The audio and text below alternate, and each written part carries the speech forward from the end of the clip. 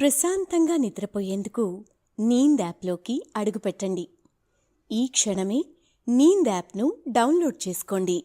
ఒత్తిడిని తగ్గించి ప్రశాంతమైన నిద్రలోకి మిమ్మల్ని తీసుకెళ్లే చక్కని కథలు, ధ్యాన పద్ధతులు, ఆహ్లాదకర సంగీతాన్ని మీరు నీంద్ యాప్లో మాత్రమే వినండి. మనందరి జీవితాల్లో ఉపాధ్యాయుల పాత్ర ఎంతో ముఖ్యం. మన తల్లిదండ్రుల తర్వాత వాళ్లే మన భవిష్యత్తు కోసం పాటుపడుతుంటారు. అందుకోసం మనల్ని తీర్చిదిద్దుతారు కూడా. ఈ కథలో కూడా అలాంటి ఒక ఉపాధ్యాయురాలినే మనం చూస్తాం.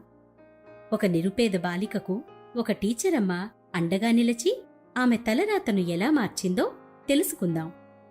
నమస్తే, నేను మీ ఉమా. రచయిత్రి మంజితా కుమార్ రచించిన టీచరమ్మ అనే కథను ఇప్పుడు మనం విందాం. అయితే మనం కథ వినటం ప్రారంభించే ముందు సౌకర్యవంతమైన స్థితిలోకి వెళదాం. మీకు ఇష్టమైన రీతిలో పడుకొని అన్ని లైట్లను ఆఫ్ చేసి మీ కళ్ళు మూసుకోండి. నెమ్మదిగా గాలి పీలుస్తూ పూర్తిగా లోతైన శ్వాస తీసుకొని వదలండి.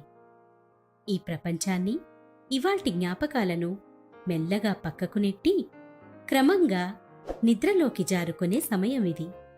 మరోసారి నెమ్మదిగా గాలి పీలుస్తూ లోతైన శ్వాస తీసుకొని మీ శరీరంలోని ఒత్తిడిని బయటకు వదిలేయండి. ఇప్పుడు మీరు చేయాల్సిందల్లా విశ్రాంతి తీసుకోవడం, సేద తీరటం, మునుపటి స్థితికి రావటం. మీరు ఇప్పుడు మంచం మీద ఉన్నారు. రోజువారీ అలసట నుంచి మీ శరీరం విశ్రాంతి తీసుకుంటున్నట్లుగా మీకు అనిపిస్తుంది. కాళ్ల నుంచి మొదలుపెట్టి మీ అవయవాల్లోని ఒత్తిడిని ఒక్కొక్కటిగా బయటకు పంపించేయండి. మీకోసం అవన్నీ రోజంతా చాలా కష్టపడ్డాయి. కాబట్టి వాటికి విశ్రాంతి తీసుకునే అర్హత ఉంది. ముందుగా మీ పాదాల్లో మొదలైన విశ్రాంత అనుభూతి క్రమంగా మీ మోకాలి క్రింది భాగానికి చేరుతుంది. అక్కడి నుంచి మోకాళ్లలోకి ప్రవేశిస్తుంది. ఇప్పుడు మీ కాలి ఎగువ భాగాన్ని విశ్రాంతి తీసుకొనివ్వండి. ఈ విశ్రాంత అనుభూతి క్రమంగా మీ పొత్తి కడుపు నుంచి వెన్నెముక మీదుగా ఎగువ వీపు వరకు వచ్చి తరువాత ఛాతిలోకి ప్రవహిస్తున్నట్లుగా గుర్తించండి. అక్కడి నుంచి మీ భుజాల్లోకి, తరువాత చేతుల్లోకి, చివరగా వేలి కొనల వరకు వెళ్తున్నట్లుగా అనుభూతి చెందండి. ఆపై మీ మెడ, తల, ముఖం వరకు ఆ అనుభూతి ప్రవహిస్తుంది. ఇప్పుడు మీ శరీరం మొత్తం ప్రశాంతంగా, రిలాక్స్డ్గా నిద్రకు సిద్ధంగా ఉంది. త్వరలో మీరు చక్కని నిద్రలోకి జారుకుంటారు. డ్రీమ్ ల్యాండ్లో ప్రశాంతంగా ప్రయాణిస్తారు. ఈ ప్రయాణం ఉదయం వరకు కొనసాగుతూ ఉంటుంది. కాబట్టి మీరు కథను వింటున్నప్పుడు మీ శ్వాసను కూడా అనుసరించండి. అద్భుతమైన నిద్రానుభవం కోసం మీ శరీరం మొత్తానికి విశ్రాంతినిస్తూ స్థిరంగా ఉండండి. బడికి పోవా? ఇంకా ఆడుకుంటూనే ఉన్నావు? స్కూలు సమయం కావస్తున్నా ఇంకా సిద్ధం కాకుండా ఆడుకుంటున్న కూతుర్ని చూస్తూ ఆశ్చర్యంగా అడిగింది గోపమ్మ. అమ్మా, నాకు బడికి వెళ్లాలని ఉంది కాని ఆడపిల్లలు ఎంత చదువుకున్నా అంట్లే తోమాల్ట కదా, అవునా? బాధగా అంది కోకిల. ఆ మాటకు గోపమ్మ గుండెల్లో ముల్లుగుచ్చుకుంది. ఎవరమ్మా అలా అన్నది? అలా ఏం లేదు. నేను ఉండగా అలా జరగనివ్వను. నువ్వు బాగా చదువుకొని కలెక్టర్ ఉద్యోగం చేయాలి, సరేనా? అంటూ కూతురికి నచ్చచెప్పింది గోపమ్మ. కాని మనసులో ఏదో బాధ, వేదన. ఆదర్శ అనే గ్రామంలోని ఒక గుడిసెలో గోపమ్మ తన కూతురితో కలిసి నివసిస్తోంది. భర్త తాగుబోతు. ఊరంతా అప్పులు చేసి లారీ ప్రమాదంలో చనిపోవడంతో అందరూ వారిని చిన్నచూపు చూసేవారు. అవేమీ గోపమ్మ పట్టించుకోకుండా కోకిలను చదివించడమే ధ్యేయంగా పెట్టుకుంది. అందరి ఇళ్లలో పనులు చేసేది. ఆ వచ్చిన డబ్బులతో కోకిలను చదివించేది. తల్లి గోపమ్మ ఆశయాలకు అనుగుణంగానే కోకిల కూడా ఎంతో తెలివైన అమ్మాయి. ప్రభుత్వ పాఠశాలలో చదువుతోంది. చదువులోనే కాదు, ఆటపాటల్లో కూడా కోకిల అందరికన్నా ముందే ఉండేది. చిన్నప్పట్నుంచి అమ్మ తన కోసం పడే తపన, కష్టం తెలుసు కాబట్టి సమయాన్ని ఎక్కువగా వృధా చేసేది కాదు. ఇలా ఉండగా ఓ రోజు కోకిల స్కూలుకు బయలుదేరింది. ఎక్కాలు వల్లెవేస్తూ మెల్లగా నడవసాగింది. ఏయ్ కోకిలా, ఏంటి బడికా? ఆడపిల్లవు, నీకెందుకు చెప్పు చదువు. మీ అమ్మతో పాటు నువ్వు కూడా మా ఇంట్లో పని చేద్దురా. మా నాన్నతో చెప్తాలే, నీకో 10 రూపాయలు ఎక్కువే ఇస్తాడు అని సర్పంచ్ కొడుకు రంజిత్ ఎగతాళిగా మాట్లాడాడు. కోకిలకు ఇదంతా కొత్తేమీ కాదు. కోకిలను ఏడిపించడం రంజిత్కు ఓ సరదా. ఆమె తిరిగి ఏమీ అనకపోవడంతో కోపంతో ఊగిపోయేవాడు రంజిత్. కాని ఇవేవీ పట్టించుకోకుండా తరగతి గదిలోకి వెళ్లి బుద్ధిగా చదువుకునేది కోకిల. ఒకసారి గదిలో పిల్లలందరూ మాట్లాడుకుంటుండగా ప్రిన్సిపాల్ సార్ రఘు ఎవరో కొత్త వ్యక్తిని క్లాస్కు తీసుకువచ్చారు. పిల్లలు, ఈ మేడమే మీ కొత్త క్లాస్ టీచర్. మన ఊరుకు కొత్తగా వచ్చారు. అల్లరి చేయకుండా బుద్ధిగా మెలగండి అని చెప్పి వెళ్ళిపోయారు. కొత్త టీచర్ ఎంతో ముచ్చటగా ఉన్నారు. పెదవులపై చెరగని చిరునవ్వుతో, ప్రసన్న వదనంతో ఎంతో నెమ్మదస్తురాలిగా అనిపించారు పిల్లలకు. నమస్తే పిల్లలు, నా పేరు వసుధ. ఈ ఊరుకు కొత్తగా వచ్చాను. నా పరిచయం చెప్పాను కదా.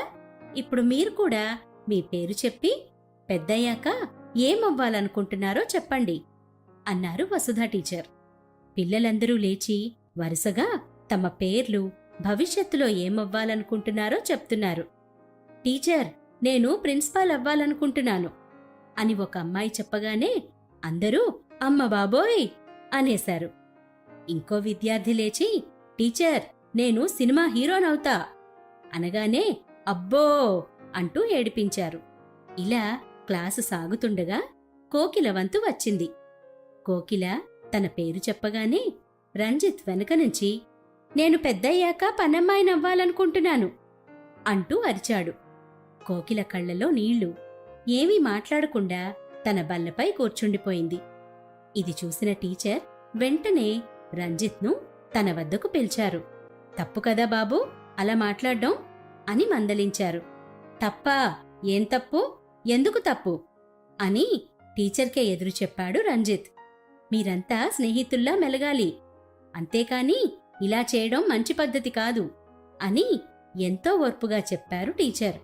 మేడం, నేను సర్పంచ్ కొడుకును. మీరు ఈ ఊరికి కొత్త కదా, తెలియదనుకుంటా. వాళ్ళమ్మ మా ఇంట్లోనే పనిచేస్తుంది. ఇది కూడా పెద్దయ్యాక మా ఇంట్లోనే పనికి రావాలి. పనిమనిషి కూతురు పనిమనిషే అవుతుంది తప్ప కలెక్టర్ కాదు అంటూ వెకిలిగా నవ్వాడు. రంజిత్ మాటలకు వసుధకు చాలా కోపం వచ్చింది. రంజిత్ను గుంజీలు తీయమని పనిష్మెంట్ ఇచ్చింది.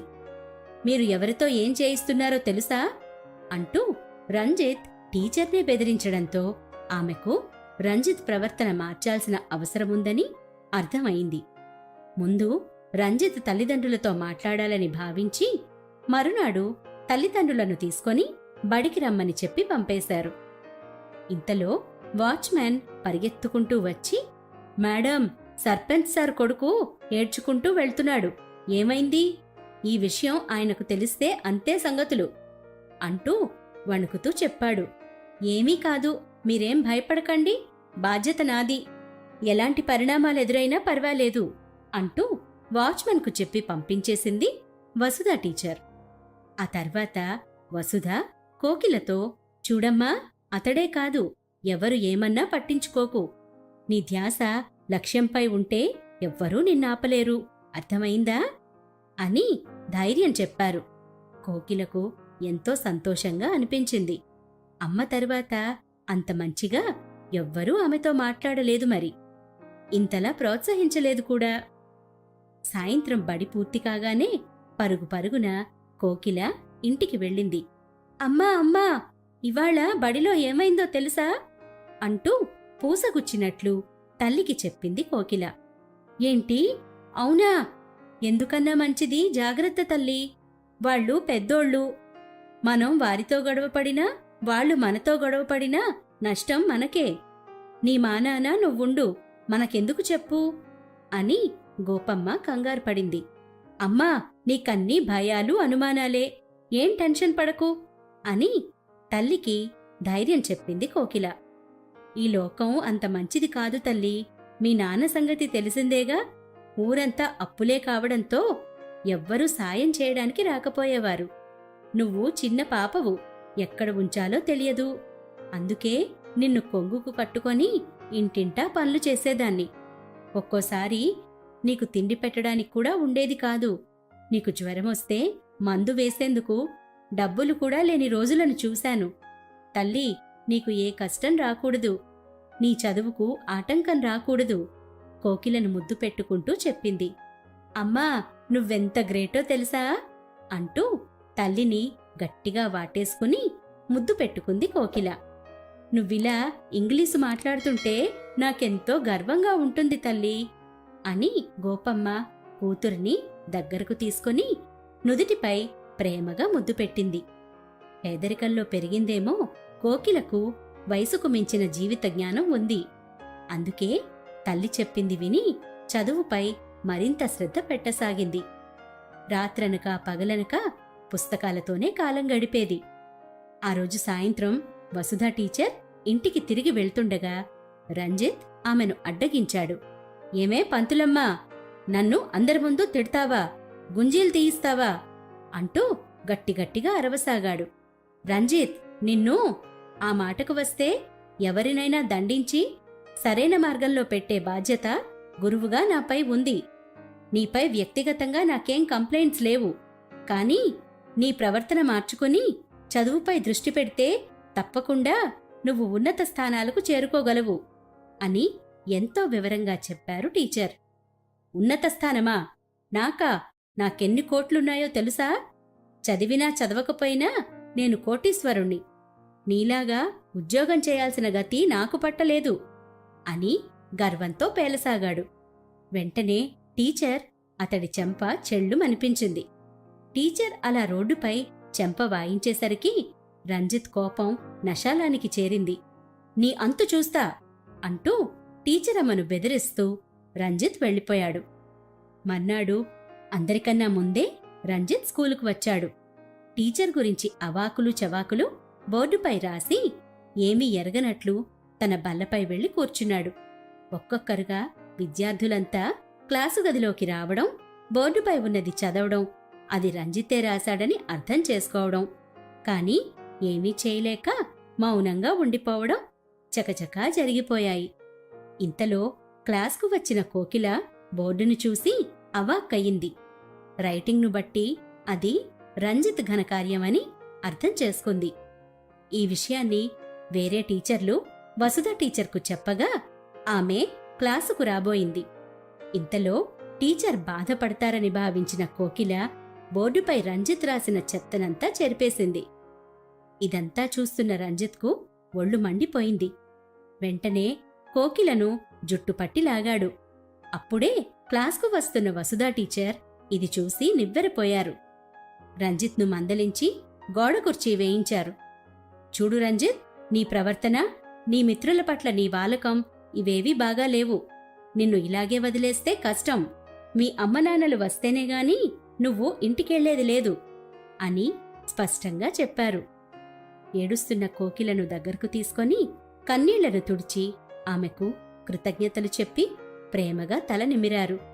నాకేం పర్వాలేదు టీచర్, మీరు బాధపడుకుంటే నాకదే చాలు అని కోకిల అమాయకంగా అనడంతో వసుధ టీచర్ కళ్లల్లో నీళ్లు తిరిగాయి. రంజిత్ను టీచర్ తిట్టారన్న విషయం తెలుసుకున్న రంజిత్ తల్లిదండ్రులైన సర్పంచ్, అతడి భార్య హుటాహుటిన స్కూలుకు చేరుకున్నారు. ఏంటిదంతా? ఏం జరుగుతోందసలు? సర్పంచ్ కొడుకని తెలిసినా కొడతావా, గోడ కుర్చీ వేయిస్తావా అంటూ కోపంతో ఊగిపోయాడు సర్పంచ్. ప్రశాంతంగా నిద్రపోయేందుకు నీంద్ యాప్లోకి అడుగుపెట్టండి. ఈ క్షణమే నీంద్ యాప్ను డౌన్లోడ్ చేసుకోండి. ఒత్తిడిని తగ్గించి ప్రశాంతమైన నిద్రలోకి మిమ్మల్ని తీసుకెళ్లే చక్కని కథలు, ధ్యాన పద్ధతులు, ఆహ్లాదకర సంగీతాన్ని మీరు నీంద్ యాప్లో మాత్రమే వినండి. మీ కొడుకే కాదు, మహారాజు కొడుకైనా తప్పు చేస్తే శిక్షించడం, తప్పటడుగు వేస్తే మందలించడం ఉపాధ్యాయురాలిగా నా బాధ్యత. మేము తల్లిదండ్రుల తర్వాత అంతటివాళ్లం. మీ అబ్బాయి బాగుండాలనే నేను పనిష్మెంట్ ఇచ్చాను. రోడ్లపై అమ్మాయిలను అంతెందుకు, నిన్న నాతోనే నోటికొచ్చినట్లు మాట్లాడాడు. గోడలపై, బోర్డుపై పిచ్చి బొమ్మలు వేస్తూ చెత్తంతా రాస్తున్నాడు. అందర్నీ కులం గోత్రం అంటూ చులకనగా చూస్తున్నాడు. ఈ వయసులో ఇదంతా చేస్తున్నాడంటే మీ అండ ఉండేగా. రేపటి రోజు ఏ ఉన్మాదో, రౌడీనో అయితే ఆ బాధ్యత తల్లిదండ్రులుగా మీదే. వసుధా టీచర్ కోపంగా చెప్పారు. ఏంటి, మావాడిదంతా చేస్తున్నాడా? నమ్మలేకపోతున్నాను అని సర్పంచ్ షాక్ తిన్నాడు. రంజిత్ అమ్మైతే తేరుకోలేకపోయింది. కోపంగా కొడుకును లాగిపెట్టి ఒక్కటి కొట్టింది. అమ్మ బాధపడడం, తనను అలా కొట్టడం రంజిత్కు కొత్తగా అనిపించింది. తన వల్ల తండ్రి సిగ్గుతో తలదించుకోవడం కూడా భరించలేకపోయాడు రంజిత్. సిగ్గులేదారా? ఆడపిల్లల్లో అమ్మను, అక్కను చూడాలని తెలీదా? నీలాంటి దౌర్భాగ్యుల వల్లే అమ్మాయిల బతుకులు నాశనమవుతున్నాయి అని రంజిత్ అమ్మ ఏడుస్తూ తిట్టసాగింది. అమ్మా అంటూ రంజిత్ ఏడవసాగాడు. అమ్మ తొలిగురువైతే టీచర్ రెండో అమ్మరా. అలాంటి టీచరమ్మకే ఎదురు మాట్లాడతావా? అసభ్యంగా వాగుతావా? అని రంజిత్ అమ్మ కొడుకును మందలించింది. అమ్మ అలా కొట్టేసరికి రంజిత్కు తన తప్పు అర్థమైంది. నాన్న తనను చూసి గర్వపడకుండా బాధపడడం చూసి రంజిత్కు తనపై తనకు అసహ్యం వేసింది. క్షమించమ్మా, క్షమించమ్మా అని అమ్మ కాళ్లపై పడి ఏడవసాగాడు. నాన్నా, ఇంకోసారిలా చేయను అని తండ్రిని ప్రాధేయపడ్డాడు. మాకు కాదురా, ముందు ఆ పాపకు, టీచర్కు క్షమాపణలు చెప్పు అని రంజిత్ తల్లి కళ్ళు తుడుచుకుంటూ అంది. వెంటనే రంజిత్ టీచర్కు, కోకిలకు క్షమాపణలు చెప్పాడు. తెలియకుండా తప్పు చేశాను టీచర్, నన్ను మన్నించండి అని చేతులు పట్టుకొని బ్రతిమలాడాడు. కోకిలా, చిన్నదానివే అయినా నీకున్న బుద్ధి నాకు లేదు. ఎన్నిసార్లు నిన్ను ఏడిపించానో. కులం గోత్రం అంటూ నానా మాటలు అన్నాను. అయినా నువ్వు ఎదురు తిరిగి నన్నెప్పుడూ ఏమీ అనలేదు. నన్ను క్షమిస్తావా మిత్రమా అని కోకిలను వేడుకున్నాడు. అంది కోకిల. 2 రోజులు బడికి సెలవు తీసుకో, ఆ తర్వాత బడికి వద్దుగాని అని రంజిత్ను ఇంటికి పంపించేశారు టీచరమ్మ. అలా ఏడుస్తూ ఇంటికి పరుగు తీశాడు రంజిత్. టీచరమ్మా, మీకు చాలా కృతజ్ఞతలు. సర్పంచ్ అని భయపడి ఎవ్వరూ ఈ విషయాలను మా దాకా రానివ్వలేదు. ఇకపై మేం కూడా వాడిని కనిపెడుతూ ఉంటాము. మొక్కై వంగనిది మానై వంగునా? ఒక్కోసారి బెత్తం దెబ్బలే సరైన మందు అంటూ సర్పంచ్, అతడి భార్య టీచర్కు నమస్కరించారు. అమ్మా కోకిల, మా వాడి తరపున మమ్మల్ని క్షమించమ్మా. పిల్లలు, మీ అందరూ కూడా మా రంజిత్ను మన్నించి వాడితో స్నేహంగా ఉండాలి, సరేనా అంటూ సర్పంచ్, అతడి భార్య అభ్యర్థించి అక్కడ్నుంచి వెళ్ళిపోయారు. అంతే, ఒక్కసారిగా అందరూ చప్పట్లు కొడుతూ టీచరమ్మా మీరు సూపర్ అంటూ తెగ పొగిడేశారు. ఇక అప్పట్నుంచి రంజిత్లో చాలా మార్పు వచ్చింది. మంచివాడిగా మారే వరకు అమ్మ మాట్లాడను అనడంతో అమ్మ కోసమైనా చెడ్డ పనులు మానాలని బలంగా అనుకున్నాడు. అలాగే నడుచుకోవడం మొదలుపెట్టాడు. గతంలో చేసిన తప్పులను సరిదిద్దుకుంటూ చెడు అలవాట్లను దూరం చేసుకుంటూ బుద్ధిగా ఉండసాగాడు. అలా ఓ రోజు బడికి వెళ్లే దారిలో రంజిత్కు కోకిల కనిపించింది. కోకిలా, కోకిలా ఆగు అంటూ పరిగెత్తుకుంటూ వెళ్లాడు రంజిత్. నువ్వు చాలా మంచిదానివి కోకిలా, ఎవ్వరినీ ఏమీ అనవు. నీ జోలికి వచ్చినా పెద్ద మనసుతో మన్నిస్తావు. నన్ను కూడా అలానే క్షమిస్తావా అని తలదించుకొని అడిగాడు. తప్పు తెలుసుకున్నావుగా, తప్పకుండా మన్నిస్తాను అని కోకిల నవ్వింది. అయితే ఈ జామకాయలు తీసుకో, ఇంట్లో చెట్టువి అంటూ ఆమెకు 2 జామకాయలిచ్చాడు. ఇద్దరూ కలిసి జామకాయలు తినుకుంటూ తరగతి గదికి చేరుకున్నారు. రంజిత్ మంచివాడిగా మారుతుండడంతో అందరూ అతడితో స్నేహం చేయసాగారు. రంజిత్ స్నేహితులు కూడా పిచ్చి పనులు మానేసి మంచిగా ప్రవర్తించసాగారు. తరగతిలోకి వచ్చిన వసుధ, పిల్లలు, మీ అందరికీ ఇవాళ ఓ చిన్న పరీక్ష. అందరూ సిద్ధమేనా అంటూ కనుబొమ్మలెగరేశారు. ఓ అంటూ పిల్లలందరూ ఒకేసారి గట్టిగా అరిచారు. చూడండి పిల్లలు, మనందరిలో ఒక్కో లోపం ఉండొచ్చు. అది తప్పు కాదని మనకనిపించినా ఎదుటివారికి అది పెద్ద తప్పుగా అనిపించవచ్చు. కాబట్టి మీ స్నేహితుల్లో ఉన్న ఒక్క చెడ్డ గుణం గురించి చెప్పి అది మానివేయమని అడగండి, సరేనా? ముందుగా కోకిల, నువ్వు చెప్పు అంది. సరే టీచర్, మరేమో నా కొత్త మిత్రుడు రంజిత్ చదువుపై అస్సలు శ్రద్ధ పెట్టడు. చదువుకుంటే బాగుంటుంది రంజిత్ అని చెప్పి కూర్చుంది కోకిల. టీచరమ్మతో సహా అందరూ చప్పట్లు కొట్టారు. రంజిత్, ఇప్పుడు నువ్వు చెప్పు అన్నారు టీచర్.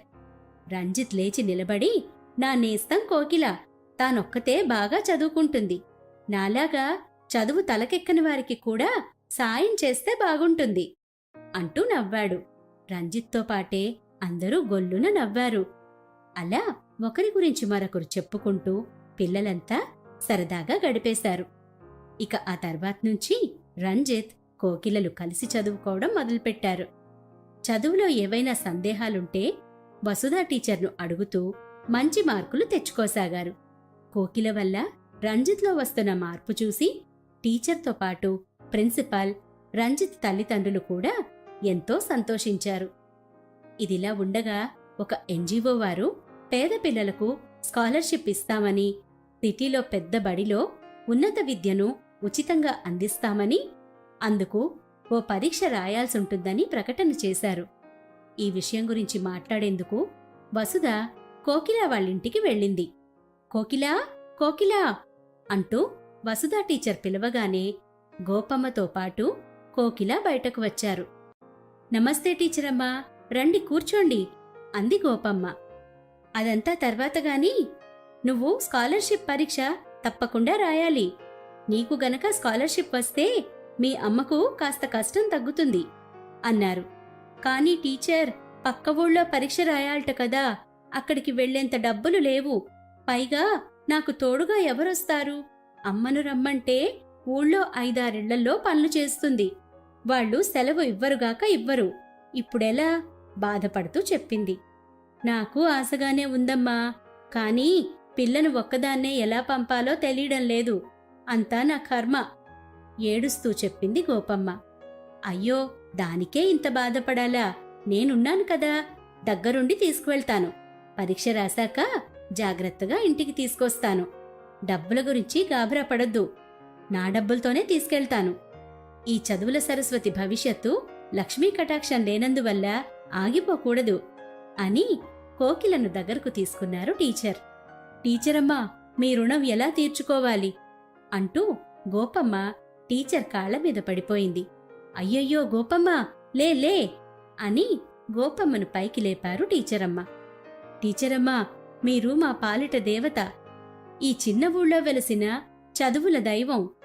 మీరు లేకుంటే నా భవిష్యత్తు, రంజిత్ లాంటి పిల్లల భవిష్యత్తు ఏమైపోయి ఉండేదోనని అప్పుడప్పుడు భయమేస్తుంటుంది అంది కోకిల. నిజం చెప్పావు కోకిల, నేనైతే ఈ పాటికి ఏ జైల్లోనో మగ్గుతూ ఏడుస్తూ ఉండేవాడిని. అంతా టీచరమ్మ దయ. అప్పుడే వచ్చిన రంజిత్ టీచరమ్మ కాళ్లకు నమస్కరించాడు. అమ్మా నాన్న కూడా వచ్చారు అంటుండగా వాళ్ళు లోపలికి వచ్చారు. అమ్మా కోకిల, నా కార్లో వెళ్లి పరీక్ష రాసిరా. నీ వల్ల నా కొడుకు ఇవాళ ఇంత బాగా చదవగలుగుతున్నాడు. టీచరమ్మా, మీరు లేకుంటే వాడి బతుకు బుగ్గిపాలయ్యేది అని సర్పంచ్ దంపతులు టీచరమ్మకు నమస్కరించారు. కోకిల, స్కాలర్షిప్ రాకున్నా నీ చదువుకు మేం సాయం చేస్తాం. మా ఊళ్ళో ఉన్న సరస్వతీదేవివి నువ్వు. నీ చదువు ఆగకూడదు. మీ అమ్మ ఇన్నేళ్ల కష్టం వృధా కాకూడదు అని సర్పంచ్ భార్య కోకిలకు, గోపమ్మకు అభయమిచ్చింది. మీరంతా నా బిడ్డను ఇంతలా ఆదరిస్తుంటే నాకెంత సంబరంగా ఉందో చెప్పలేకపోతున్నాను. ఇదంతా మా కోకిలమ్మ చేసుకున్న అదృష్టం అంటూ గోపమ్మ ఆనందంతో కన్నీళ్లు రాల్చింది. కోకిల, చూశావుగా, నీపై ఊరంతా నమ్మకం పెట్టుకుంది. ఖచ్చితంగా పరీక్షలో విజయం సాధించి స్కాలర్షిప్ కొట్టాలి, సరేనా అంటూ కోకిలను దగ్గరకు తీసుకున్నారు టీచరమ్మ. తప్పకుండా టీచర్, నా కోసం తాపత్రయపడుతున్న మీ అందరి నమ్మకాన్ని వమ్ము కానివ్వను. మా అమ్మ ఆశయాన్ని నిజం చేస్తాను. నా కలలను సాకారం చేసుకుంటాను అంది కోకిల దృఢ నిశ్చయంతో.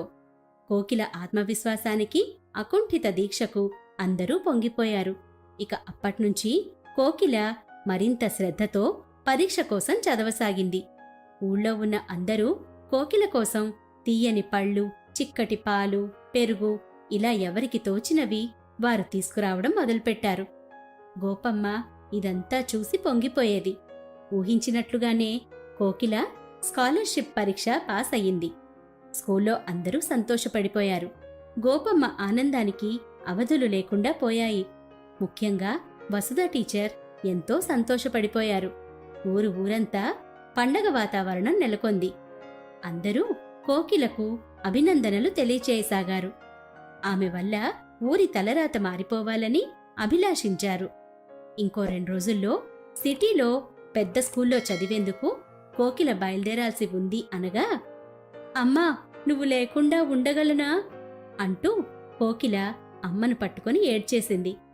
ఎవరి దారులు వారివి తల్లి. ఒంటరిగానే మన ప్రయాణం సాగించాలి. జీవితాంతం ఈ అమ్మ నీ తోడుగా ఉంటుందనుకోవడం నీ భ్రమ. పాత ఆకులు రాలిపోతూ కొత్త ఆకులు వస్తూనే ఉంటాయి. నువ్విప్పుడు కష్టపడి చదువుకుంటేనే ఏదన్నా సాధించగలవు. నా గురించి బెంగ పెట్టుకోకు. సెలవుల్లో వస్తావుగా తల్లి అంటూ ధైర్యాన్నిచ్చింది. కాని గోపమ్మ మనసులో కూడా బెంగ గూడు కట్టుకుంది. ఒక్కగానొక్క బిడ్డను అంత దూరం పంపాలంటే ఏదో బాధ. కాని కోకిల భవిష్యత్తు బాగుండాలంటే తాను గుండెను రాయి చేసుకోవాలనుకుంది. ఊళ్ళోని బడిలో కోకిల చివరి రోజు కావడంతో అందరినీ కలవడానికి వచ్చింది. ప్రిన్సిపాల్, ఇతర టీచర్లను ఒక్కొక్కరిగా కలిసి వారి ఆశీస్సులు తీసుకోసాగింది.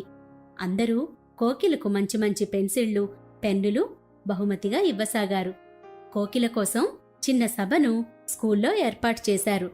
ప్రిన్సిపాల్ ముందుగా మాట్లాడారు. కోకిల మా స్కూలుకే గర్వకారణం. అంతెందుకు, ఈ ఊరికే పేరు ప్రఖ్యాతలు తీసుకువచ్చే స్థాయికి చేరుకుంటుందన్నది నా బలమైన నమ్మకం అంటూ ముగించారు. ఆ తర్వాత కోకిల మైక్ అందుకుంది. ఏం మాట్లాడాలో, ఎక్కడి నుంచి ఎలా ప్రారంభించాలో కూడా తెలియలేదు. అందరికీ నమస్కారం. అమ్మ మొదటి గురువని, గురువు రెండో అమ్మ అని అంటారు. నా విషయంలో అదే జరిగింది. మా అమ్మ తర్వాత వసుధ టీచరమ్మ నన్ను అమ్మలా ఆదరించారు, మార్గనిర్దేశం చేశారు. ఇవాళ నేను ఉన్నత చదువు కోసం సిటీలో పెద్ద బడికి వెళ్తున్నానంటే అది కేవలం టీచరమ్మ వల్లే సాధ్యమైంది. ఇటువంటి చిన్న ఊళ్లలో పుట్టి పెరిగిన మాలాంటి వారికి, ముఖ్యంగా అమ్మాయిలకు బతుకుపై భరోసానిచ్చి చేయి ఇచ్చి నడిపించేవాళ్లు చాలా తక్కువ. ఇలాంటి ఒక్క టీచరమ్మ ఉంటే చాలు, మా బతుకులు బాగుపడతాయి. పనిమనిషి కూతురు కూడా కలలు కనగలదు, వాటిని సాకారం చేసుకునే దిశగా అడుగులు వేయగలదు. ఇక మాట్లాడలేక పరుగు పరుగున వెళ్లి టీచరమ్మను వాటేసుకుని ఏడ్చేసింది కోకిల. కోకిల, నేనేం చేశానని? నిజానికి నేనేమీ చేయలేదు. నీ తెలివితేటలతో ఈ స్థాయికి చేరుకున్నావంతే. ఇక కన్నీటిని మర్చిపో. రేపటి కోసం కలలు కను, వాటిని సాకారం చేసుకునేందుకు ప్రయత్నించు అని భుజం తట్టారు టీచరమ్మ.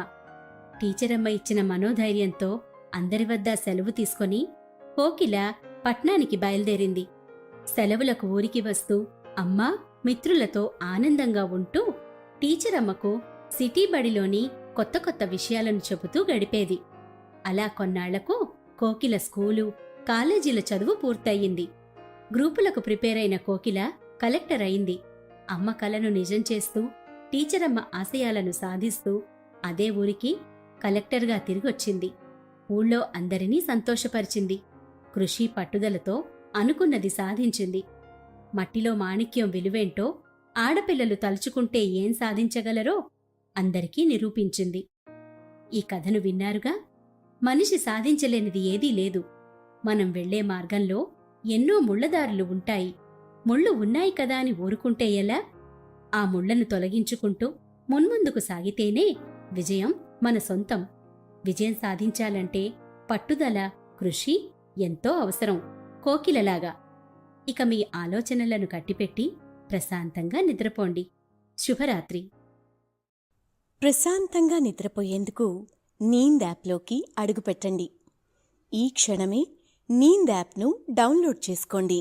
ఒత్తిడిని తగ్గించి ప్రశాంతమైన నిద్రలోకి మిమ్మల్ని తీసుకెళ్లే చక్కని కథలు, ధ్యాన పద్ధతులు, ఆహ్లాదకర సంగీతాన్ని మీరు నీంద్ యాప్లో మాత్రమే వినండి.